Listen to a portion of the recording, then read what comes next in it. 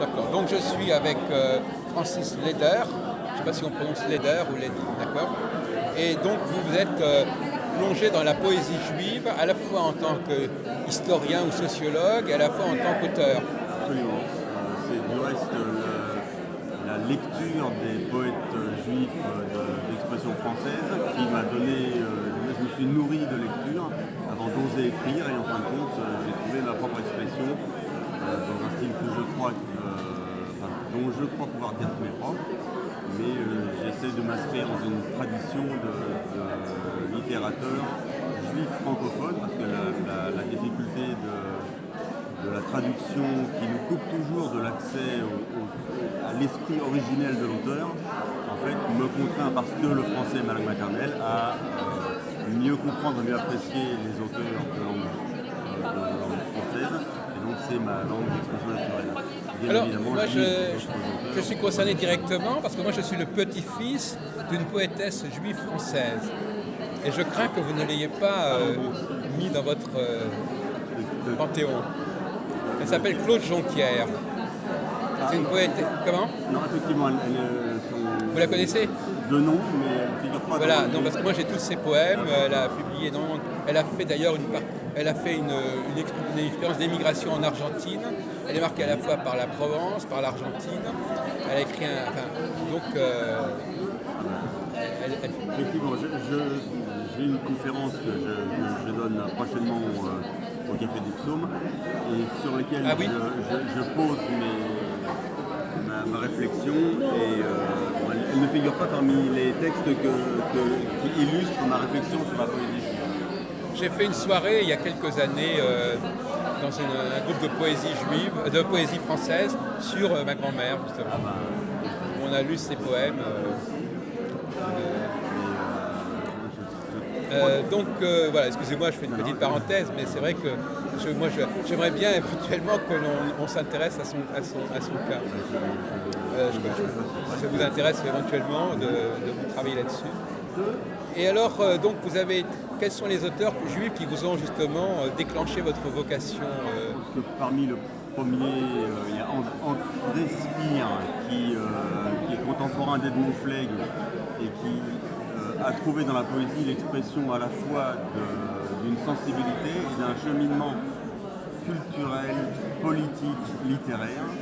Il a été élevé dans la France de la fin du XIXe siècle, donc quoique très marqué par l'affaire Dreyfus, très assimilationniste, et il était lui-même très assimilé. Et justement, c'est le retentissement de l'affaire Dreyfus et les conséquences de la problématique de l'intégration, de l'assimilation et du maintien du lien à la source qui a interpellé un certain nombre d'intellectuels français au début du XXe siècle. Oui, mais ces poètes juifs ne sont pas forcément, c'est une question un peu délicate, ils peuvent être juifs mais ne pas forcément traiter de thématiques juives. Alors les poètes juifs d'expression française sont d'abord des poètes d'expression française. Donc comme tous les autres, ils s'interrogent, comme tous les poètes, sur l'amour, la mort, la vie, les saisons, les petites gens, la guerre. Mais il y a quelque chose de spécifique, c'est que d'une manière ou d'une autre, leur judéité à un moment vient, sinon submerger, au moins s'instiller dans leur sensibilité. La sensibilité juive a quelque chose de spécifique. Et nous sommes le peuple du livre, nous sommes aussi le peuple de l'étude des textes. Il y a une certaine manière d'exprimer les choses quand on est juif. Vous avez capté ça? Et on peut le capter avec une grande attention et une sensibilité juive elle-même. Par exemple, chez Claude Vigée, que j'ai bien connu, je l'ai fréquenté quand il était à Jérusalem. Il a des choix de mots qui sont spécifiquement soit à double sens, soit qui sont à double sens. C'est-à-dire qu'on peut comprendre au sens premier, parce qu'il y a un poème qui s'appelle je crois que c'est Le Bélier, où il raconte son alia et le texte dit je suis monté en ce lieu, prendre langue, etc. Oui. Bon, tout le monde un déplacement géographique, c'est une translation. Il n'y a que pour un juif qu'aller en Israël, et spécifiquement en Israël, est une montée. Évidemment. Il n'y a qu'un lecteur juif qui peut comprendre ce qu'un auteur juif dit, je suis monté en ce lieu.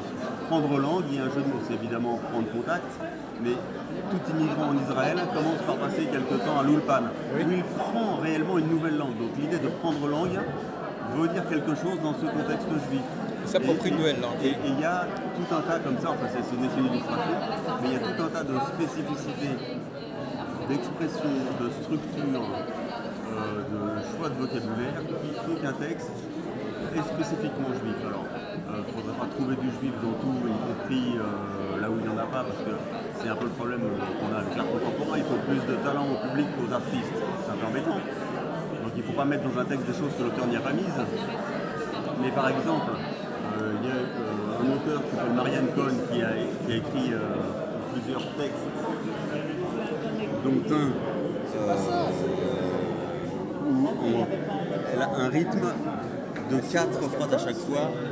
La ligne n'est pas faite, la ligne n'est pas faite, la ligne n'est pas faite. Et moi, quand je vois dans un texte une structure ou un rythme orienté sur une répétition de 4 façons de voir quelque chose, je trouve que c'est spécifiquement juif, par opposition à quelque chose qui serait sur un rythme de 3 qui serait spécifiquement français.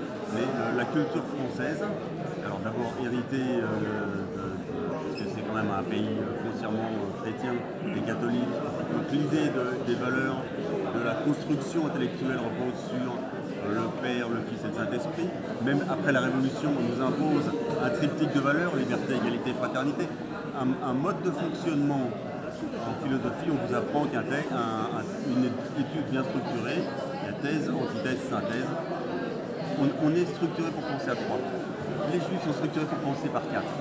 C'est les 4 espèces qu'on a pendant Sukkot, c'est les 4 fils qu'on évoque pendant Pessah, c'est l'exemple type de la réflexion philosophique française, c'est est-ce qu'il faut une tête bien faite ou une tête bien pleine. Et alors on vous explique, soit, est-ce qu'il vaut mieux être intelligent, on étudie la vertu, intelligence contre sottise.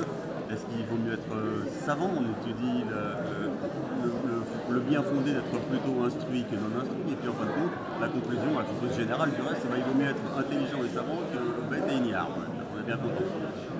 Un juif traitera le sujet autrement. L'attaque juive du sujet, ce sera on peut être intelligent ou non, et sachant ou non. Que se passe-t-il si on est intelligent et ignare? Que se passe-t-il si on est intelligent et savant? Que se passe-t-il si on est ignare intelligent et cultivé, intelligent et pas cultivé, bête et cultivé ou bête et non cultivé? Et la combinaison des 4 éléments est le mode d'analyse. La réponse n'est pas fournie, la réponse, ça aussi c'est très juif, elle viendra de la confrontation et de la discussion, le pile-poule, la controverse elle-même est inhérente au mode d'établissement de la philosophie. Donc c'est livré sans la solution, mais l'analyse est fondée sur une réflexion de 4 plutôt que 3 points. Il y a probablement un problème d'atavisme, finalement. Même chez ces juifs qui ne sont pas eux-mêmes complètement conscients, ils sont porteurs de la génération précédente, quelque part. Ça a été transmis quelque part. L'exemple type, c'est Tristan Tzara. Tristan Tzara, donc le dadaïste, surréaliste, qui était tout tourné vers ses conceptions de l'art pour l'art, qui n'a pas laissé de place, en tout cas, qui n'a rien écrit sur sa judéité. Il est né Samuel Rosenstock, petit-fils de rabbin, juif roumain, venu en Suisse d'abord, puis en France, par amour de la langue française. Il a écrit toute sa littérature sans y mettre aucune trace de judaïsme. Et j'ai trouvé récemment des analyses de biographes publiés dans les années 70 qui a trouvé des textes que Tristan Tzara n'a pas publiés, mais dans les années 50, il s'est livré à des travaux très intéressants sur des textes français, sur Rabelais, sur Villon, de recherche d'anagrammes fondés sur la valeur numérique des lettres. Oui, la gamatrie. Si c'est pas de la gematria, j'y connais rien. Donc c'est quand même extrêmement curieux que, même sans vouloir la publier, son analyse, sa maîtrise, son travail du texte soit passé par une technique juive. Ça pourrait s'expliquer aussi par un phénomène d'identité, c'est-à-dire effectivement, il se définit par rapport aux juifs autour de lui, et donc quelque part, il capte la judéité par un phénomène d'assimilation à ce monde auquel il est censé appartenir. Une espèce de communautarisme involontaire, Voilà. mais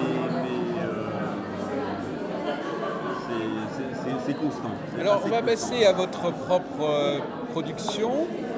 Alors je pense que vous devez vous reconnaître également dans votre judéité, elle apparaît également dans votre œuvre poétique, je suppose. Absolument, elle apparaît. Alors il y a des poèmes avec des thématiques juives. Je ne suis pas en la matière extrêmement inventif sur les thèmes proprement parlés. Les thèmes juifs, c'est la quête d'identité, l'aspiration au retour en Terre Sainte, la Shoah évidemment. Enfin, mais je n'écris pas que des textes d'inspiration juive. Néanmoins, il y a des textes où la judéité n'est pas le thème et pourtant où elle transparaît Il y a toujours cette dualité, c'est-à-dire qu'il y a à la fois un titre qui n'est pas spécialement juif et un autre titre où on dit carrément poème juif. Voilà. Mais on peut trouver des traces de judéité en dehors de la section juive. Oui, forcément. Oui. C'est parce que c'est ma manière d'écrire et qu'elle restitue pour beaucoup le talent des gens dont je me suis imprégné en les lisant et en les appréciant. Et puis mon héritage et ma formation, je suis à la fois un pur francophone, un pur produit de l'école républicaine, etc. Et en même temps élevé dans un milieu ashkénaze bichophone, où forcément le mode de pensée, le mode de fonctionnement est un deuxième crible qui s'ajoute au crible strictement français. Est-ce que vous fréquentez entre poètes juifs? Je pense par exemple à un de mes amis qui est ici, qui s'appelle Claude Raphaël Samama. Vous l'avez déjà rencontré? Pas du tout. En fait, alors ce qui est pas très juif mais très poète, je pense que on est dans un tour d'ivoire. Voilà, on a une tendance à s'isoler un peu. C'est pas par crainte de la contagion du talent des autres, mais c'est sans doute afin de travailler ses propres sources. Mais néanmoins, je me ferai un plaisir de rencontrer votre poète. Il est là, mais il habite à Antony. Il a sa propre, tout au fond. Je pourrais vous présenter. Mais si on prend le problème à l'envers, est-ce que, je vais me faire un peu l'avocat du diable, est-ce que les poètes qui ne sont pas juifs, est-ce qu'on ne pourrait pas retrouver certaines... Est-ce qu'il y a des gens dont vous avez découvert leur judéité à travers leurs textes? Est-ce qu'il y a des gens dont on dit qu'ils peuvent être juifs par les textes qu'ils écrivent, même si on ne sait pas qu'ils sont juifs en quelque sorte? Ça ne m'est pas arrivé, mais l'idée ne me chasserait pas. Je pense qu'effectivement, à la lecture de certains textes, on pourrait dire que c'est très juif, ça. Oui. Comment s'appelle-t-il? Voilà. Oui, bien sûr. Oui, parce que si on continue votre démarche, on peut aussi identifier des textes qui ne sont pas signés en tant que juifs, mais qui visiblement rentrent dans votre schéma, dans votre grille. Absolument, c'est tout à fait envisageable. Ce serait amusant de faire un autre ouvrage, la poésie judaïque, je ne sais pas comment on pourrait appeler ça. Oui, sans vouloir prendre un mot qui a été mal utilisé, la poésie enjuvée, goy. Oui. C'est très envisageable. Donc c'est une sorte d'anthologie. Alors donc vous n'avez pas publié d'ouvrage là-dessus. Comment va s'organiser cette conférence alors? Eh bien, elle a lieu au Café des Psaumes, dans un endroit extrêmement convivial. Oui. Mais comment vous allez comment vous l'avez construite votre présentation? Avec des slides, Absolument, je projette. Alors, tous les textes que je projette sur lesquels, que je commente sont projetés. Et puis j'ai un petit recueil dactylographié de tous les essais, tous les extraits de poèmes que j'utilise. Il y a une centaine, 110 textes, environ 60 auteurs différents, que je distribue pour que les gens regardent une trace justement de texte. Et est-ce qu'il y a une poésie, je dirais, parce qu'on pense, pour prendre le problème un peu à l'envers, est-ce qu'il y a une poésie qui serait directement utilisable à la synagogue, par exemple? Certainement, absolument. Il y a beaucoup d'auteurs qui ont écrit dans leurs sources d'inspiration et dans leur expression. Il y a évidemment la source religieuse. Parce que quand même à la synagogue, il y a beaucoup de poètes qui sont utilisés. Absolument. Mais du reste, alors je fais partie d'une communauté qui s'appelle Keilat Gesher, qui est juive libérale, anglophone, Anglophone. enfin donc bilingue puisqu'on est à Paris, donc C'est pas celle de Tom, je sais pas comment ça Tom Cohen. s'appelle. Comment? Tom Cohen. Oui, c'est ça, le mari de Pauline Beb. Absolument. C'est ça, ouais, dans le Et 17e. donc, Ah, oui. dans le Sidour, il y a des textes poétiques de poètes contemporains comme Yehuda Amichai, par exemple, qui est un poète israélien extrêmement pertinent. Et il y a des textes d'inspiration religieuse qui peuvent être absolument intégrés au rite. C'est ce que vous faites. Ça serait intéressant parce que moi je m'intéresse beaucoup au renouvellement du rituel juif, de la... Avec Tom Cohen, nous sommes en train de travailler à la rédaction d'un nouveau Sidour. Ah oui, ah oui. Je n'ai pas la prétention d'y intégrer des textes de ma plume, mais en revanche, on est toujours à la recherche de textes justement pas forcément strictement rabbiniques d'origine, mais qui s'inscrivent dans la pensée, dans la réflexion, dans la progression de la pensée juive. Oui, il pourrait même y avoir, si on posait bouger un peu plus loin, une improvisation. Vous avez jamais été attiré par le slam ou par le rap? Non, je suis pas. Enfin, le slam en tout cas. Non, mais je veux dire, est-ce qu'on pourrait imaginer une communauté où il y a des textes qui émergent comme ça, des formules, des expressions qu'on répéterait? Moi, je suis pour, si vous parlez de renouvellement, parce que moi-même je suis compositeur, donc on pourrait imaginer des choses qui naissent comme ça, la communauté dit, voilà, on va formuler quelque chose comme ça en une phrase simple, et puis on va la chanter, on va la répéter. Ça me paraît, spontanément, ça me paraît difficile parce qu'il faut quand même que ça repose sur le rite, donc il faut que les choses soient structurées, mais en revanche, la spontanéité peut être l'occasion de renouvellement du rythme. Vous savez, les psaumes, les psaumes, ça pourrait remplacer les psaumes par autre chose. C'est pas... D'accord. Donc, c'est vrai que la poésie, chant, liturgie, tout ça, ça va ensemble, quelque part. On n'arrête pas de chanter dans les synagogues le vendredi soir. Ça me paraît une excellente suggestion, je pense que je vais en parler à Tom. Oui, je pense que... Alors évidemment, le problème c'est l'hébreu. Alors, parce que vous, on n'a pas parlé de cette question-là, mais Tom, lui, il y a une dimension hébraïque qui doit exister aussi. Je sais pas, moi je n'ai jamais assisté à son... Oui, mais le rite est trilingue, c'est-à-dire qu'on a une partie en hébreu, une partie en anglais, une partie en français. Voilà, c'est ça. C'est parfaitement... et il y a des textes qu'on lit dans 2 ou 3 langues, et il y a une partie du rite qui se pratique alternativement. Enfin, on commence en français, on continue en anglais, on finit en... Donc ce serait parfaitement intégrable. Mais malgré tout, oui, mais... alors, est-ce qu'il y a des hébraïsants dans votre structure? Oui. Il y a des gens qui peuvent s'exprimer en hébreu Oui. Ce serait intéressant, ça, parce qu'il faut que ce soit des langues vivantes. Le problème de l'hébreu dans la liturgie juive en France, c'est que c'est une langue morte. Oui, mais en l'occurrence, là, justement, le fait qu'on soit déjà une communauté par nature bilingue... Tiens, le voilà, le Samama. C'est celui qui est derrière vous, celui qui a une veste marron. Je vais vous le laisser parce que essayez de l'accrocher.